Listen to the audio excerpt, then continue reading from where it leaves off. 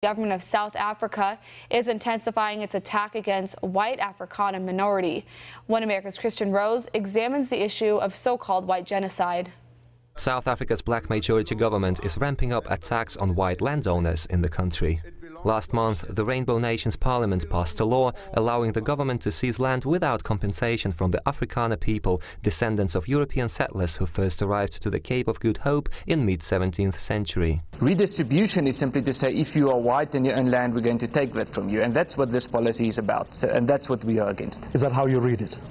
Yeah, well, I think that's very clearly what it's about. We heard in Parliament the way it was argued was with statements such as white people are criminals and white people stole the land and so forth.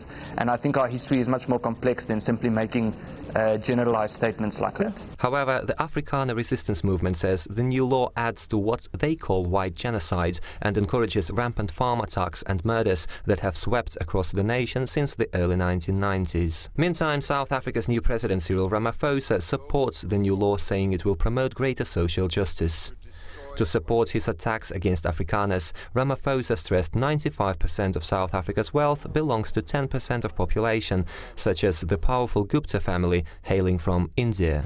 Over the past 24 years, since the end of apartheid, the ANC-led government has failed to tackle the rampant poverty among South Africa's black population due to corruption, cronyism and economic mismanagement. A once prosperous and highly industrialized first world nation, South Africa saw an economic decline over the past 3 decades, accompanied by the excessive dependence on commodity exports, crumbling infrastructure and rampant crime. However, the ANC has blamed Afrikaners and the European colonialism for the nation's struggle under its own rule, encouraging the attacks, murder and AIDS rape. The Afrikaner resistance movement has demanded the ANC government provide better protections from the racially motivated attacks against them, but South African police have downplayed the issue, calling the attacks simple robbery attempts. You can't become a doctor as easily or even a pilot as easily when you are white in South Africa at the moment because of the affirmative action policy that the government has.